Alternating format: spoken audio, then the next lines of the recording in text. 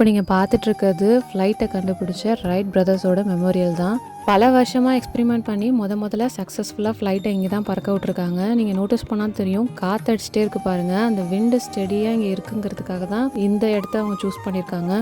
முதல்ல கண்டுபிடிச்ச ஃப்ளைட் வந்து இந்த மாதிரியான ஷேப்பில் தான் இந்த கிளைடர்ஸ் 2 பக்கமும் வச்சு அதுக்கப்புறம் தான் அதை பறக்க விட்ருக்காங்க.